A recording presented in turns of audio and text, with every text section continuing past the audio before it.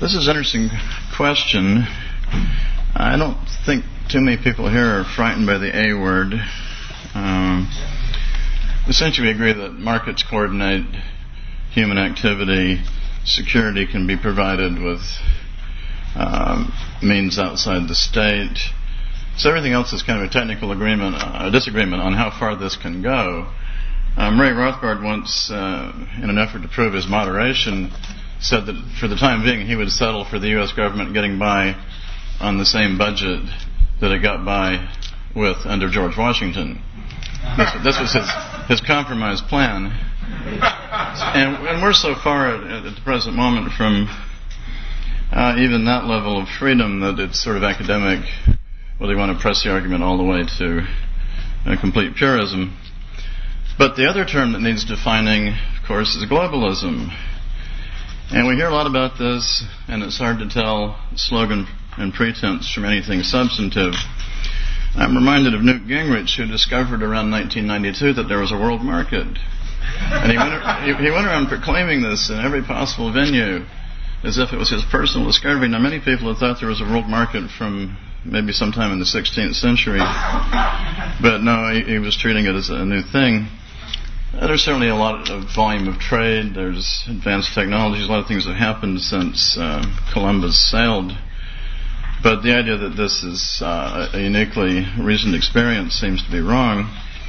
And at the same time, we, from the left, we get this discussion in which globalization is the cutting edge of a terrible thing called neoliberalism. Now, in a way, this is true, but first we have to decide what liberalism is and whether we like it or not in its modern forms. So the whole neoliberalism discussion is interesting, not conclusive. And finally, we have some further damage done to the case for the free market by all sorts of recent politicians who for 20 years have been proclaiming their dedication and love for the free market and doing pretty much the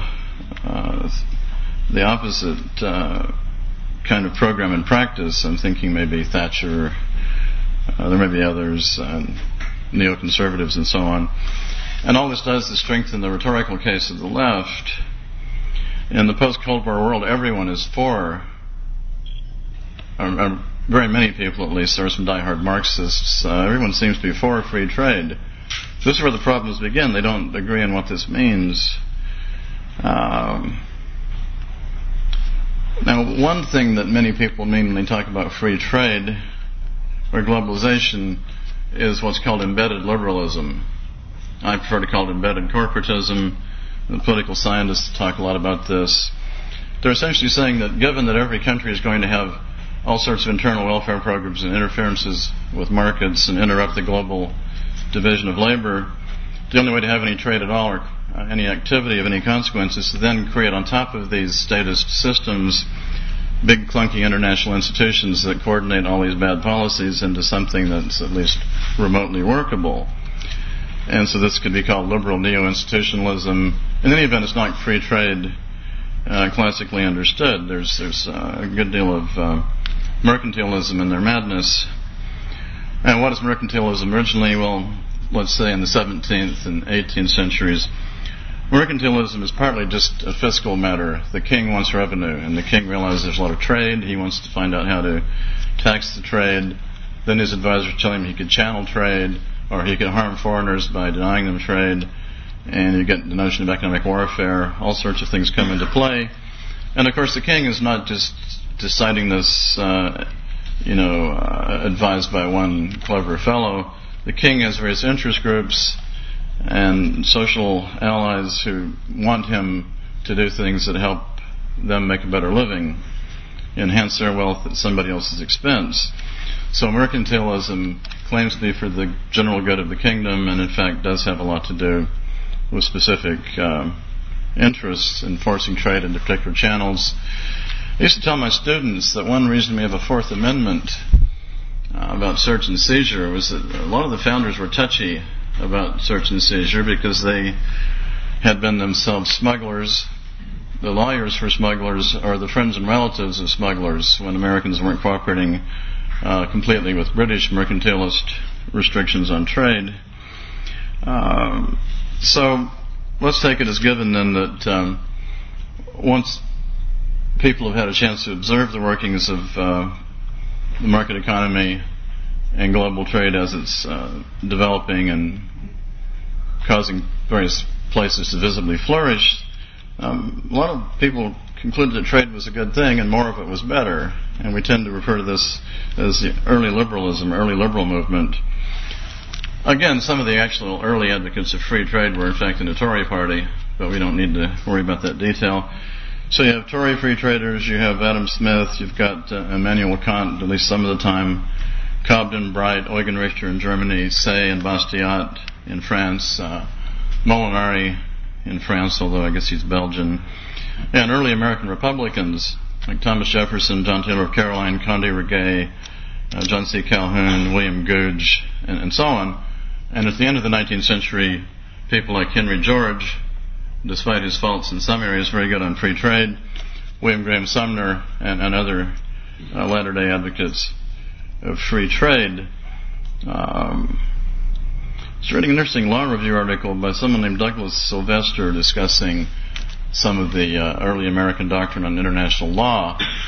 And he argues that early American statesmen, and this is in the Confederation period and also in the early period of the Constitution, early American statesmen tended to think it would be nice if the rights of neutrals could be respected during a war, so there'd be less damage to commerce. It would be nice if you could write the laws about contraband in such a way, or the international rules, so that more trade would remain in existence even during a war. And at the same time, they had a general favorable attitude towards trade.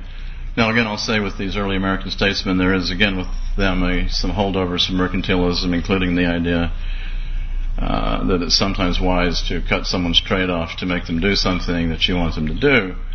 James Madison famously got into all sorts of trouble trying out this strategy with the embargo and so forth. But nonetheless, a pretty clear notion that commerce is good, there should be more of it, and it should be largely unrestricted.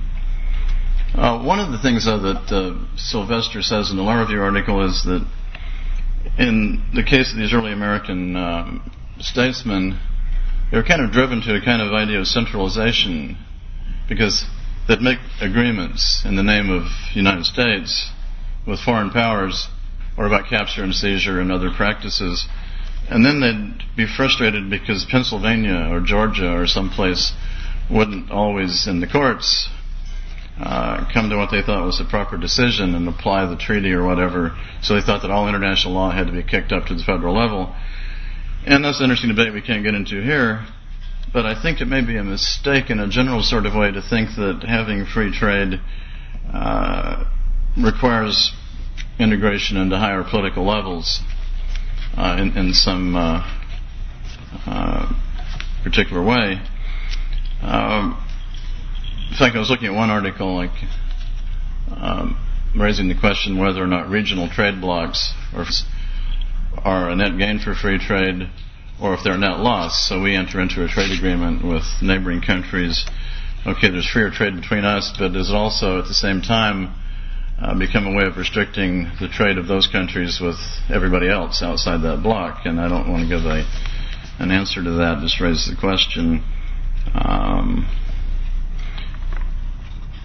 So in any event, there's sort of an era in which free trade is practiced some of the time, and certainly there's a lot of discussion that to the effect that this is a good thing, and this is generally the main trend that we spot in the 19th century, particularly with the repeal of the Corn Laws in England in the 1840s and so forth. And in the United States, you have the Democratic Party typically running on a platform of tariffs from revenue only, that is, low tariffs, then opposed by various interests that wanted a tariff, who were coalesced roughly in the tradition of Federalist Party, Whig Party, Republican Party, and so on. Now, this raises some other questions. If we think of the 19th century as a great era of free trade, and of course relative to some later eras it is, what's causing it? What's behind it? And here I want to mention an interesting article by John Vincent Nye, which is a bit revisionist, in that he says it's a myth to think that the British sort of uniquely and all by themselves invented free trade and no one thought of it, no one practiced any sort of free trade. And the reason we have this misapprehension was that across a certain range of goods, the British had fairly high tariffs before the free trade movement and other political currents come into play. And so their reductions are more dramatic. Okay. And at the same time, there's been a neglect, a claim that France was far more protectionist than it was. You have to, again, look at all the specifics. And tariff history is extremely boring, I think, for most people. There's this huge book by Taussig in the late 19th century. It's not a very stirring subject, but it's important. And Nye argues that if you look at some of the details, it's a whole range of goods, specific tariffs on different kinds of alcoholic beverage, whatever it may be, that the French were not exactly above the standard, and the British weren't as completely involved in free trade as we've been led to believe, even though they do make their trade freer in the 1840s onward. What does that mean? Well, there's an important implication here, because as he points out, a whole school of political science and international relations theory has arisen on the idea that the British, and the British alone, knew how to practice free trade, because of the interesting coincidence that the British had an empire. So this seems to mean for these writers that you have to have an imperial power to enforce free trade. And we're hearing a lot of this sort of thing these days, that free trade is impossible, globalization in any good sense is impossible if you don't have a single hegemonic power to go around knocking heads together and making people obey the rules. Apparently trade will just cease to take place if you don't have a benevolent empire on hand. And so free trade suddenly becomes a sort of global public good, and to be supplied in the only way a public good can be supplied on this argument by some state or empire. Well, of course, around here we're a bit skeptical about public goods theory, even internally. And so this, again, argument doesn't undercut how we might look at these problems, but it's important to know that other people have built a whole school of political science on some of these equations. Well, what is going on? One thing that is going on in the 19th century is that you still have a gold standard. Admittedly, you have fractional reserve banking, and that has some downsides. But with the gold standard, there's a penalty to pay. And this, in fact, there's a book by a fellow named Ferdinand Lips, who argues that the gold standard was a great factor for peace, or at least limiting political opportunism. Because if you want to have a war, you've got to raise some money. And very often the political leaders who would like to have a war have to think this over, because, well, okay, we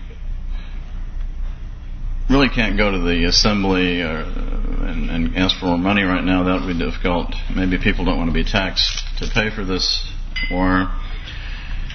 And when it comes to borrowing, which is the other way out, which the British did kind of invent, the Bank of England, or they were the best at it, there's a limit to that, because if you borrowed a lot to finance your war, you have the net gold outflow, and this is the famous exchange mechanism, and this is bad. This has consequences that people don't necessarily want to put up with.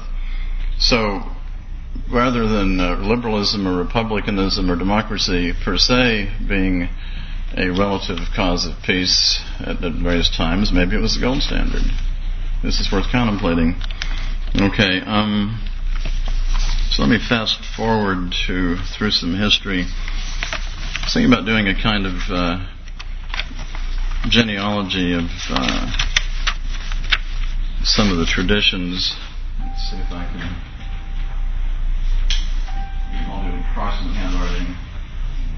Try to read it. Okay, well, we have the free traders, but there's a counter tradition. We might start with Hamilton in the United States, and then the economist Carey and his son, and this is picked up by Friedrich List in Germany. And pretty soon you've got a whole set of consequences. You've got all kinds of social nationalists in Germany by the late, I think that's a fair term, late 19th century. You get people saying that, well, of course, it's good to have an array of resources in an economy, and we could have some trade, but really we mentioned out here if we only traded within a small closed block and so on. So the only way to do that maybe is to annex neighboring territory. You're getting this argument that somehow it'd be wrong to trade with the British or the French or foreigners, then all trade should in a way be internal. But then to have the right variety of resources, you have to go out and capture some markets, you have to have colonies and so forth. And of course this argument comes up in all major countries, and you have people wanting colonies so they can have a secure captive market.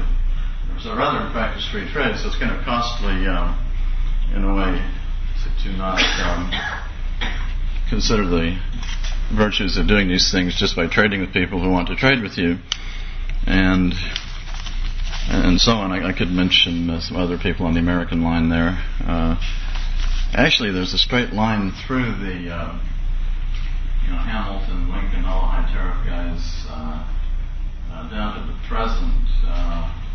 You know who the tariff guys are now. Pretty straight line. So I want to fast forward and just say that in the United States, a number of strange ideas were circulating in the 1890s to the effect that the market economy just somehow naturally ran down, and there was overproduction and underconsumption, and again we had to have colonies and export markets to preserve our prosperity. Well, of course, they could have just thought, well, gee, if we lowered these tariffs, maybe we'd just have some more trade, and we don't need these foreign markets to be acquired by political means and so forth. So, in the interest of saving time, we'll just fast forward through World War I and say that it was a great disaster, a huge waste of time, a catastrophe, as Schumpeter called it. Further destroyed the international division of labor. And, of course, it also kills off the gold standard. And various attempts to put this all back together in the interwar years fail. We have the wars, of course, because everyone's adopted autarkic policies and high tariffs around empires, and this has a direct helping cause World War II. So after the war, the Americans say, well, it's time to fix all this. So we have to fix it all institutionally because we can't expect people we can't restore the gold standard, so we'll create a whole new mechanism. So they create Bretton Woods and GATT, IMF, and so on. They even attempt to create an international trade organization, which was defeated because Congress wasn't interested in supporting this, partly because there were still some protectionists left, but also on better arguments, and so on. So I've got bringing us up to the present moment, we still have this big embedded liberalism, these big institutions in place, but I think the costs are more and more apparent. And the Bretton Woods, of course, system is broken down. Nixon closed the gold window, and everybody's sort of on their own in the monetary field. Present American policy is only workable as long as people keep taking dollars. And now there is competition from the euro, and so on. I have a quote from this Ferdinand Lips. He says, "The structure created in Bretton Woods gave Americans the appalling monopoly to settle their debt with paper ticket token money they had printed. Nobody could have resisted such temptation." So it isn't hard to conclude that if you have an ambitious foreign policy, and certainly it's been ambitious lately, paper money, they're going to run up against limits eventually. Now the trick is we don't really need them taking us with them, and this is the point of the critique. So the radicalism comes in saying that perhaps we should build free trade from the bottom up. And here I refer to a book, an article by Razin Saleh, who particularly praises Wilhelm Röpke as someone who thought a great deal about free trade in the genuine sense of simply people trading with other people, no large international institutions necessary to make this possible. This country by country restrictions are lifted, and a pattern of trade arises. And I think that's radical enough. Thank you.